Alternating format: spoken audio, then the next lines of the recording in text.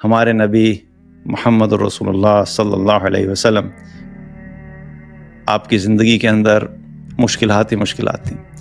نبوت جب ہوئی، اس کا اظہار ہوا، آپ نے دین کی دعوت کا کام شروع کیا تو فزیکل ٹارچرز آنا شروع ہو گئے. پہلے ایموشنل ٹارچر سے بات ہوئی، سارے جو دوست تھے سارے آپ کا ریگارڈ کرنے والے، آپ کی عزت کرنے والے، آپ کا احترام کرنے والے، آپ کو صادق اور امین کہنے والے، وہی لوگ آپ کو کیا کہنے لگے؟ یہ تو کاہن ہے، یہ تو شاعر ہے، یہ تو دیوانہ ہے.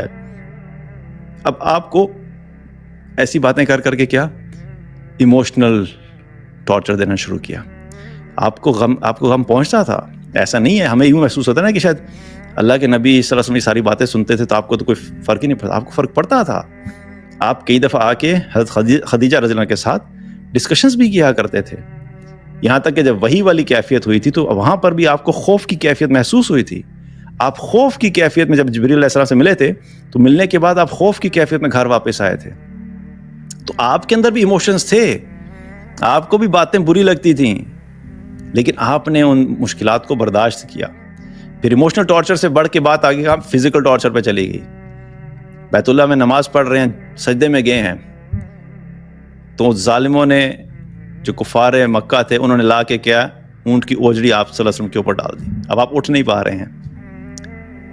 حضرت فاطمہ رضی اللہ عنہا آئیں اور انہوں نے آ کے اونٹ کی اوجڑی اٹھائی اور ان کو پھر جواب دیا ان مشرکین مکہ کو. اب یہ فزیکل ٹارچر ہو رہا ہے. طائف میں گئے تو کیا ہوا؟ فزیکل ٹارچر ہوا. آپ کو پتھر مارے. آپ نے اس فزیکل ٹارچر کو برداشت کیا. ایموشنلی بھی ٹارچر ملا، فزیکلی بھی ٹارچر ملا، لیکن آپ صلی اللہ علیہ وسلم نے کیا کیا؟ آپ ان مشکلات سے گھبرا کر رک نہیں گئے.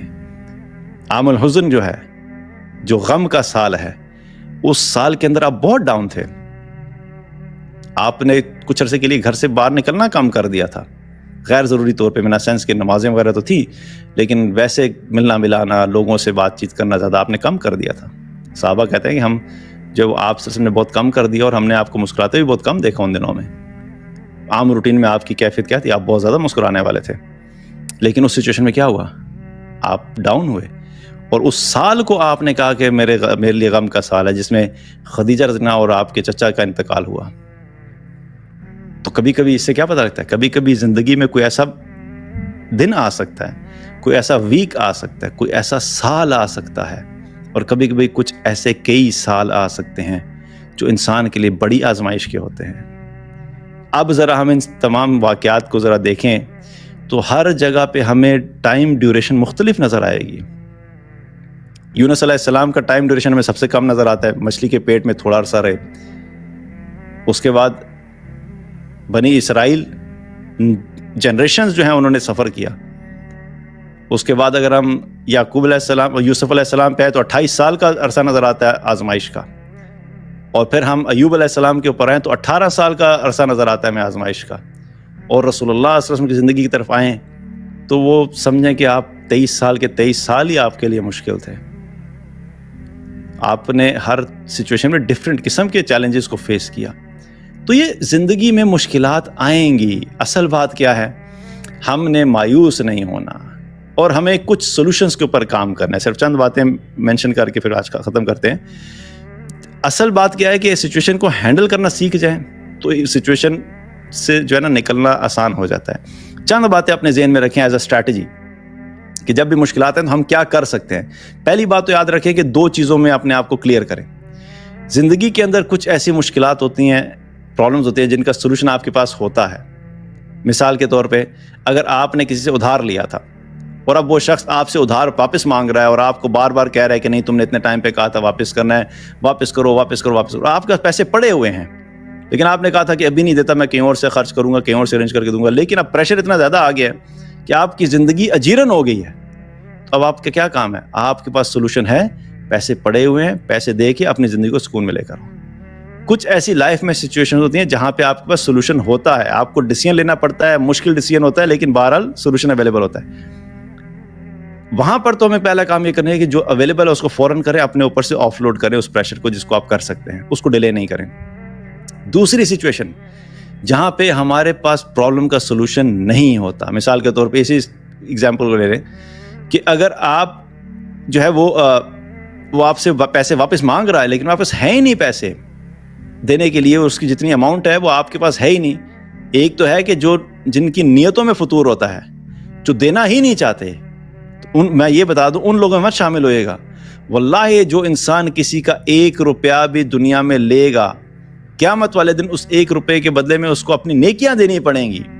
تو یہ چیز اپنے ذہن سے نکال دیں کہ اگر آج آپ کسی کا پیسہ کھائیں گے تو آپ دنیا میں تو شاید بچ جائیں، قیامت والے دن آپ کی ساری نمازیں، سارے روزے، ساری عبادات، سارے ذکر، سارا صدقہ، اگر آپ نے کچھ کیا وہ اٹھا کے اس شخص کو دے دیا جائے گا جس کے پیسے آپ نے دینے تھے اور آپ نے دنیا میں جان بوجھ کے اس کے پیسے ادا نہیں کیے. تو بہرحال دوسرا سولوشن یہ ہے کہ اگر نہیں ہے تو اس صورت میں ظاہر ایک الگ بات ہے، اب آپ کا سولوشن ہی نہیں ہے. تو اب کیا ہے کہ جب نہیں ہوتا تو اس میں پھر ہمیں جب تک سولوشن نہیں مل رہا ہمیں کچھ چیزوں کو اپنی لائف میں اپلائی کرنا چاہیے. پہلی چیز یاد رکھیں کہ جب بھی کوشش کریں نا، کوشش کرتے ہوئے ہمیشہ اللہ سے گمان اچھا رکھیں.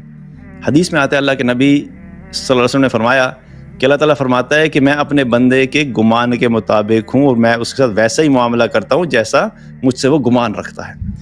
تو کام کرتے ہوئے 2 فریم آف مائنڈ ہوتے ہیں کہ میں یار یہ کام کر رہا ہوں، اب بیک آف دا مائنڈ کیا چل رہا ہوتا ہے، یار یہی کام بھی کر لیا لیکن اس سے بھی حل نہیں ہوگا. اب یہ کیا ہے؟ نیگیٹو مت سوچے نہیں یہ کام کروں گا انشاءاللہ اللہ اس سے مجھے راستہ نکال دے گا، انشاءاللہ یہ والا جو میں سولوشن نکال رہا ہوں انشاءاللہ اللہ اس میں بہتری ڈال دے گا.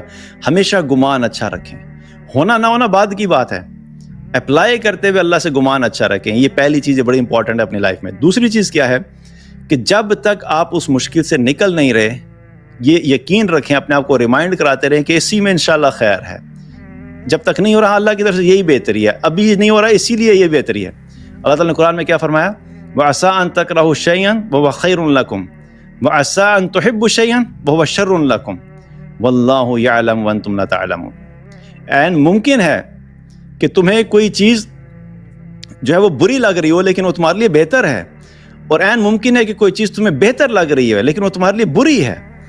یہ تمہاری انڈرسٹینڈنگ نہیں ہے، تم اپنی آنکھوں سے دیکھ رہے ہوتے ہو، لیکن اصل میں کیا ہے کہ جو چیز تمہیں جیسی لگ رہی ہے ضروری نہیں ہے کہ ویسا ہی ہو سکتا ہے کہ تمہیں لگ رہا ہے کہ اس بزنس میں اگر انویسٹ کر دیتا تو میرا بڑا فائدہ ہو جاتا ہے لیکن اس تمہارا اس سے نقصان ہو جاتا ہو سکتا ہے کہ تمہیں ایسا لگ رہا ہو کہ فلاں جگہ پہ میری اگر شادی ہو جاتی نا تو میری زندگی سنور جاتی، لیکن نہیں ہوئی، اب بیٹھے ہیں اداس کے، پتہ نہیں کیوں نہیں، کیونکہ تمہیں جو ہے وہ ہو سکتا ہے تمہیں لگ رہا ہے بہتر لیکن اس میں تمہارے لیے بہتری نہیں تھی. اور اصل بات پھر اللہ تعالیٰ جو یہاں پہ بیان کر رہے ہو کیا ہے کہ اللہ جانتا ہے اور تم نہیں جانتے. یہ جو فیصلے ہو رہے ہیں تمہاری زندگی میں، تم اپنی سوچ کے حساب سے سوچ رہے ہو کہ ایسا ہونا چاہیے تھا تو یہ بہتر ہوتا، ایسا ہونا چاہیے بہتر ہے، لیکن اس کے پیچھے کیا تمہارے لیے ایک بڑی مصیبت چھپی ہوئی تھی، اس کے پیچھے تمہارے لیے کیا ایک اور بڑا حادثہ چھپا ہوا تھا. اللہ بہتر جانتا تھا، اس لیے اللہ نے تمہارے حق میں وہ چیز نہیں کروائی. تو دوسری بات کیا یاد رکھنی ہے، ہمیشہ اپنے آپ کو ریمائنڈ کریں کہ جب یہ جو سچویشن چل رہی ہے اسی میں اللہ کی بہتری ہے، اس لیے ابھی یہاں تک ایسے چل رہی ہے.